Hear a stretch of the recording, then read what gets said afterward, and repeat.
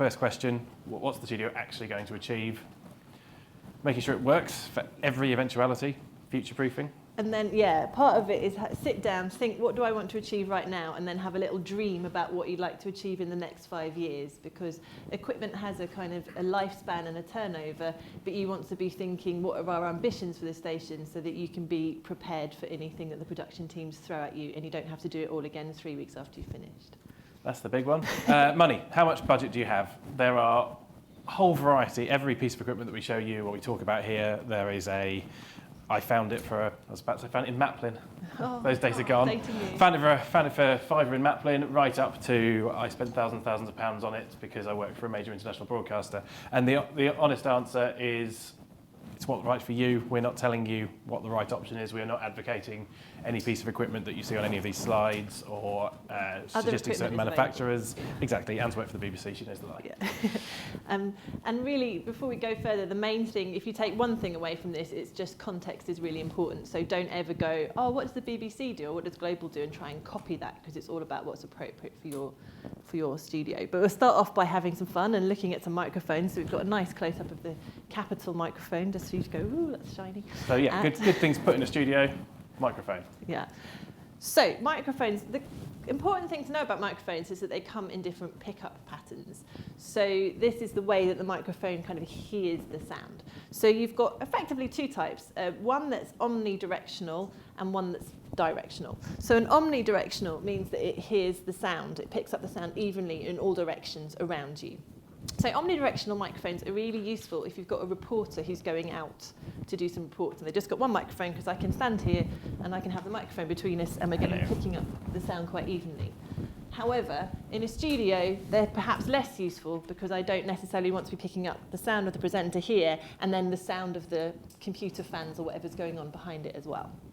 You then have really, really directional microphones that you might see if you see a TV film crew and they have a microphone that's like a shotgun. Yeah, we've got on top of the camera over there. So it's a kind of a shotgun style microphone, and the idea of that is that the pickup pattern is really narrow, but it goes a long way. So that's useful if you have got a press conference and you're trying to get the sound of the person speaking over there, but you don't want any of the sound of the room at the side. They are sometimes used, these super directional microphones are sometimes used by podcasters who are going out and recording in cafes, because it means that they can get a really tight sound on their presenter. The danger of them is that they pick up a lot of handling noise, and as soon as you go and move your mouth a little bit over this side or a little bit over that side, you're not going to pick up the noise. So it's kind of for people who really know what they're doing. Probably not one I'd put as a first choice in a studio. And then you have a cardioid microphone. Cardioid, if you think about, I think it's the Latin, cardio, heart. So it looks like a heart upside down. It does not look like a bum. Right, it's definitely a heart upside down. That's how we remember. And that is kind of like those two patterns have been merged. So it's a microphone where it picks up a bit more in one direction than it does in the others. So that's a really good microphone to have in a studio, because we're going to hear our presenter, but we're not going to pick up the noise from the guest opposite, because we're going to give them their own microphone. Okay. Definitely does look like a bum. So what about this different situation? I don't know whether there's any ideas. So very, very loud environment, sports stadium where the latest sports ball team are playing their sports ball matches. Right. Very, very loud, lots of screaming fans that seem to want to watch the football, hear the football, etc. How do we make sure that our commentator is heard back at home on the television box, or in fact on the radio box? That's much better. Any ideas? Okay. Put them in a soundproof box. Put them in a soundproof box. That works a lot of the time, and quite often you do have commentary boxes that are isolated. However, typically, quite often people will actually want that sort of a bit of that stadium aesthetic, a bit of that kind of extra noise. And fortunately, microphone producers have had a shot at solving the problem. You're not wrong. That is very often the solution. And this is what's called a lip mic. You may have heard the unique noise that a lip mic makes if you ever listened to 1990s Formula One commentary. It's that sort of sound where they're talking right into it, and it really looks like they're eating the microphone. It's a very, very close pickup. And very quite directional. I do know that I did work at one radio station where they got some new lip mics, and they were very excited because it meant that they could get the sound of the presenter, and it was picking up a bit more of the atmosphere, and then they had to stop using them because they're at a football match and it was picking up slightly too much of the crowd and their enthusiastic messages to the players that perhaps weren't suitable for broadcast. Although the classic image of a lip mic is for sports stadiums and the like, we've actually used them in nightclubs as well when we've done outside broadcasting from Ibiza and the like. Exactly the same reason. You're in a very, very loud environment and you want to hear the noise that you want with not too much of the noise that you don't. And you can't always produce sort of a soundproof area. And then Mixers. desks. Oh, so much fun. So much fun. So we've got our microphone, we've got a noise source. We need to get that and mix that in with everything else, hence mixer, and get that out and into the onto the radio. So there are three major mixer technologies. There are pictures of the three of these here. There is on the left an analog mixer, in the centre a relatively old now digital mixer, and on the right-hand side a modern IP mixer. For purposes of the pros and cons, are broadly the same for digital and IP, but they are sort of different under the hood. An analog mixer is usually the cheapest option. I mean, models ranging from about £10, £20 to several thousand, but usually for any given sort of level of functionality, the cheapest option. An analog mixer, your source is plugged directly into. When you're putting your faders up and down on the mixer, you are directly controlling the level going in to that channel. And they because of that, they're quite inflexible. So the mic channel is the left-hand channel on your desk, and if your presenter wants the mic on the right, you've got to rewire it, which tends to be the reason that a lot of broadcasters opt for one of the digital options. They're more expensive. As a rule, that varies a bit these days because there's a lot more of these out there, so some of the prices for digital technology is coming down. They give you the option to separate the audio brain from the studio. So like the guys are talking about putting kit outside the studio, you can now remove the brain so that there's a quiet piece of equipment rather than a big box with lots of fans in, sat in your studio doing the audio. And most importantly, they have the flexibility that you can move your sources around. So if your Brexit presenter, not your Brexit presenter, your breakfast presenter, it's not the Today programme, wants their microphone on the left-hand side of the desk, and your drive time presenter wants their microphone on the right-hand side of the desk, they can knock themselves out and have a lovely time, and they won't come knocking on your door causing you problems. Both options are good, no option is bad. Generally, most radio studios tend to have digital desks these days just because the technology has become affordable and it's outweighing some of the advantages, but there's nothing wrong at all with an analog desk. And of course, the pro of a digital desk that it's really flexible and you can have different layouts for different presenters is also, if you're an engineer, the downside, because invariably someone will be like, oh, my microphone's in the wrong place, and so there's a bit of training that has to go into that as well. Yeah, rather than having a nice friendly sticker saying mic in big letters, you have to teach them where the screen is that says where the mic is and how to move it if they wish to. So all about context, as we were talking about.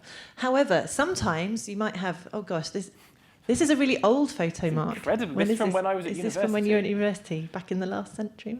Not the quite. last century. So sometimes you might have a situation where you might want to have two desks together. So you might want an analog mixer and a digital desk. So let's say you are working for a music station like Six Music and they have got a band in. So you would have an analog mixer to mix that band, and you'd have someone who really knew how to mix bands, mixing that all together.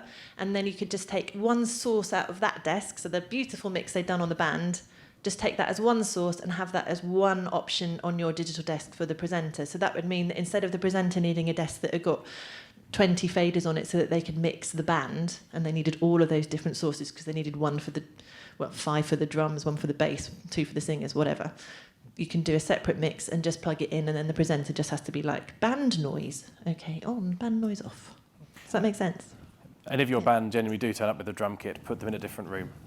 Ideally a different building, but certainly a different room. Once looked at how to record bagpipes, and genuinely the article said, place the bagpipes in a different county from the microphone. Right, headphones and monitoring. Really important. You've got your presenter, they've got their microphone. How do they hear what's going on? The honest answer is they're going to want to do it two ways. People are difficult. Generally, headphones, we like headphones. You probably wear them on the tube or wear them all the time, or something like a headphone or an earphone. They're quite restrictive. They don't give you the ability to move around, and they're quite sort of, particularly big headphones like these, quite sort of claustrophobic almost. So quite often when presenters are not talking, you need to provide them with some loudspeakers, some monitors in technical jargon, to allow them to monitor the audio which is going out on the radio. However, there's a big problem with just providing speakers, which is when the microphone is open, you get that lovely squeechy feedback sound, which none of your, and don't replicate it now, none of your listeners are going to enjoy. And for that reason, you're going to end up providing some headphones as well. General purpose headphone advice, there are broadly two different types, fully enclosed, not fully enclosed. You can argue there's also partially enclosed in the middle. These would be fully enclosed because they go right the way around the ear. Not fully enclosed ones sit on top of the ear. Some presenters like some types, others like others. Broadly, if you're editing with a pair of these on, you don't hear anything when someone comes up behind you and it freaks you out. And that's the reason that people that don't like fully enclosed headphones don't like fully enclosed headphones. However, it's also quite distracting if you've got, particularly if you're editing at a workstation, you've got a lot of room noise and you can't really concentrate on what you're doing. That's the reason. That's the type. General purpose advice for headphones, buy a type where most parts are replaceable because they take every single bit of abuse in a radio studio. The one single thing that receives most of the damage is headphones. So if you spent it's about £300 on a set of headphones, buy one you replace bits, or buy a really cheap type and chuck them away and buy a new one. There is also no radio studio in the world, and I've been really lucky, I've managed to go to loads all over the world, that it's just the law of radio studios that there will not be enough headphones for the positions available, no matter how diligent you have been in your ordering. You've even ordered some spares. So you can also do stuff like don't crush the cable, but you can kind of like slightly cable tie the cable of the headphone to the table. There's stuff you can do to try and stop the headphones from wandering. Can we go on to the next? Yes, just one last quick note on loudspeakers. Make sure that you configure your desk and your studio environment so that they mute when the microphone is open, because otherwise you still get that horrible screechy sound. Playout systems. Oh. Anne's favourite photo. Favourite thing.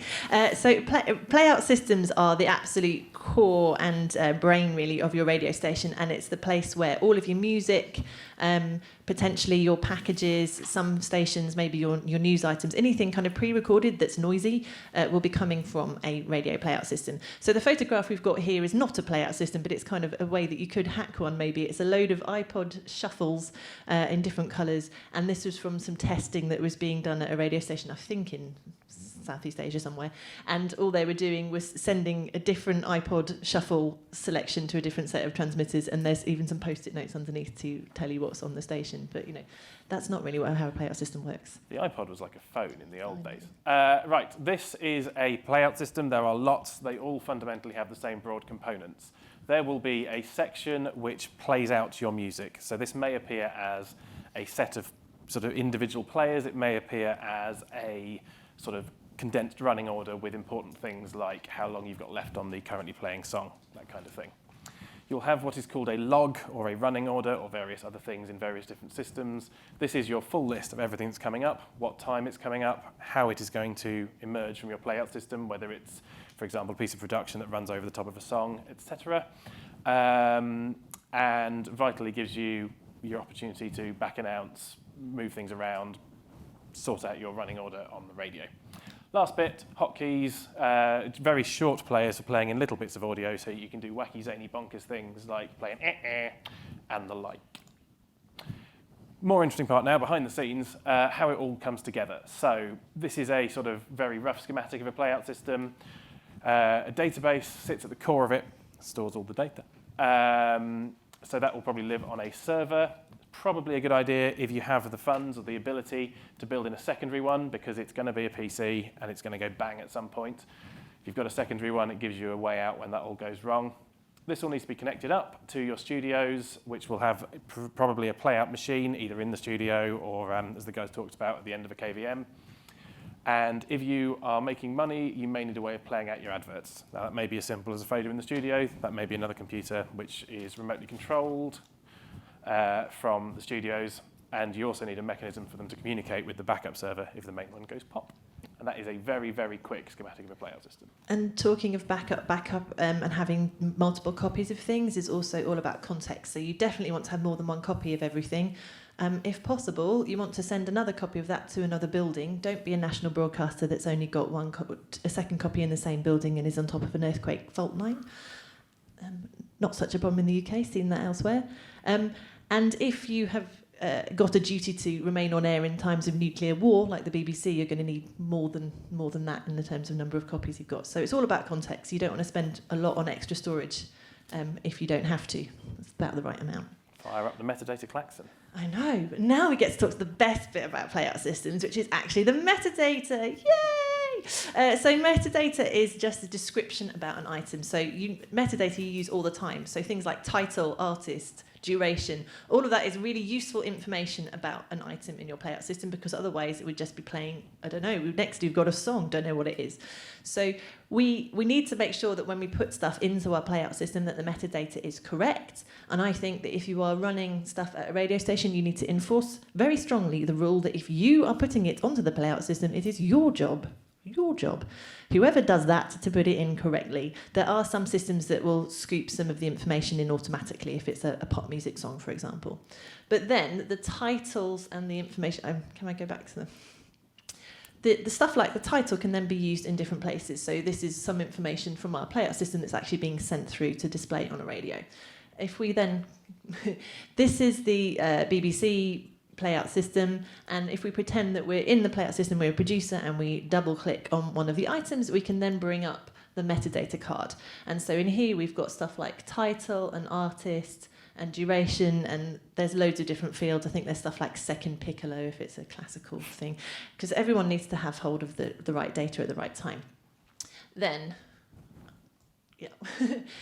Then what we can start doing is taking really good stuff. So we want to make sure if we put the title in correctly and not called it title 1, that information will then be sent through to other systems, and it means that title information will then be showing up on your radio, and the title and the artist and the song will be showing up on people's radios in their car. It will also be showing up online. This is a bit of an old screen grab, but if the information that's appearing on the website about what song was played when is also coming from the Playout system, because when the song's finished playing, there's a bit of information it can then send on to the online system to say, this song was on air at this time, and then it automatically generates the playlist so that you can see what was on that show. So there's tons of stuff that it's doing. It's really the core of your whole system, and you can have a lot of fun with it. But aren't these Playout systems really expensive, Mark? How could we possibly afford one? The honest answer to that question is they can be. If you are designing, it's all about context, as we've been saying. So if you are designing for the BBC, you're probably going to spend quite a lot of money on it. However, if you're in your student radio station, your hospital, community station, there's open source alternatives. They may be a little bit more complicated to get set up. Also talk to some of the companies that provide them, because you'll discover fairly quickly what they charge a big commercial broadcaster for 24-hour support. They are not going to charge a community station that rings them up once a year at most. Right, very quickly, studio branding and digital signage. So you've got your studio box. It sounds lovely. We're going to ruin it by putting screens on the walls. Fundamentally, it's really important now, we find, to put branding into studios. You've got two basic ways of doing it. You put a banner up, or you put something physical that's always there. Increasingly for us, and possibly in your stations as well, the studios are used for other things. Maybe there's specific podcasts that are recorded, that kind of thing. Big advantage of screens, as you can see in these pictures with a boy band and Ricky Gervais. Having a screen in the background allows the studio to be really flexible. So this YouTube clip of Ricky Gervais, once Magic, who in this photo had finished with the studio, at a click of a button, that will have changed to, say, Absolute Radio, who will have come in, interviewed Ricky in the same studio, probably asked all the same questions and put their own video up online. So yeah, that is a thing. And also, as mentioned before, radio now has pictures. Yeah, so the reason you want some branding is either people are taking photographs for social media, or you are doing automatic capture. And the really important thing with this is you want to think about setting up your cameras so that you're capturing what's going on the radio station, because it's all about sharing really great audio online, and you don't want to break radio by doing it. So you don't want to go, oh, right, we're turning our radio studio into a television studio, and we're going to put everyone on little clip mics, and we're going to make them read off auto cue, and we're going to shine bright lights in their faces. No. You want to make the radio studio work so that they can make radio, and if you shut your eyes, it still sounds amazing. But then you've got some automatic stuff going on and some pictures going on so that you can share it more easily. And so some things that you need to think about for that, it could be a whole talk on its own, but kind of if you're having to adapt a room that already exists versus if you're already building a space, what size cameras you've got, whether they're close up to your presenters or whether they're on the wall and out of the way. You need to think about lighting, not doing stuff like crossing the 180-degree line so that people's pictures jerk all over the place. Also, quite importantly, if you know the rules of video, you will sometimes have to break them to make the audio work. Just remember, it's an audio studio first, and as long as it looks good and it comes out okay on the internet, it's probably fine. And then we get to another really important and fun part of broadcast engineering and studio design, and that's accessibility. So when you are designing your systems, obviously remember that you might have presenters or producers or guests who have different abilities. Maybe they've got a vision impairment, or maybe they're using a wheelchair, or maybe they went skiing and broke their leg and they can't come in. So we want to make sure that we have a studio layout that makes sense. Height adjustable desks are really great. Because they allow presenters to present in a different style, so they can stand up and present if they're doing an energetic program, and they can sit down if they're doing classical music. But also it means if you've got someone who needs to be at a certain height, you've got that option. Although I will say the height adjustable desk is probably one of the things you're going to be mending the most if you're an engineer.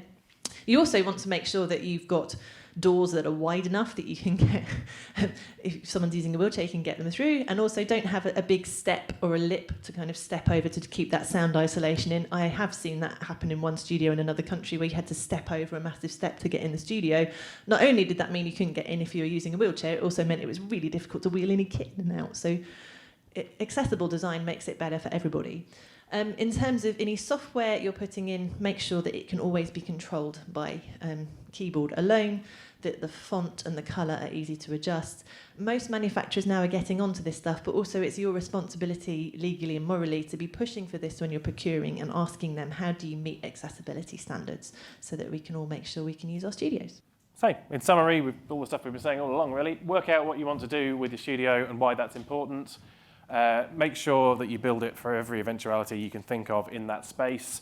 You know, maybe you never do interviews now, but one extra microphone when you build it, it's a lot easier than making the desk bigger further down the line. Keep an eye on the budget, build to what you have, and then the big secret is ask for help, because although officially, if you're at a different network, your bosses might be like, oh, you're competing with them. Actually, in the technology world, we all talk to each other, and we've all been there before, and we all help each other out all the time. So make friends today, and then if you're getting stuck with something, give them an email, and we'll help you out. Any questions? We have a lot of children as guests. Yep. Do you have any tips for how to kind of design a studio for them? Yes, I worked in children's radio for quite a few years, so I'll take that one. Yes. So are you doing a programme that is live, pre-recorded, bit of both? Live. Okay, that's fine. So I used to work on the Big Toe radio show for the BBC, and that was a live daily programme. What we did was we had a studio that... But we did sometimes use them in a normal studio, just make sure that they put some cushions on the seats and stuff if you've got to get them up to the right height. What we did for Big Toe was we had a studio that had a sofa and a low table, and we gave all the children lavalier microphones that we clipped to a baseball cap. And then we gave them a little pouch that they just wore over their shoulder or, tied on them. And that meant that they had the opportunity to walk around the studio. And it also meant that they were always the right distance from the microphone. And so long as they didn't scratch their head, it didn't matter if they slumped down or stood up. They were always the right distance, and it wasn't so scary for them. The other thing is, if you're interviewing children, try and be at the same height as them. So if you're doing an interview out in the field, instead of standing over them, sit down on the floor next to them. And be prepared for any child under 2 in rehearsal to whisper, and then as soon as they go on air, they will grab the microphone and they will yell as loud as possible. So just be ready to ride the fader.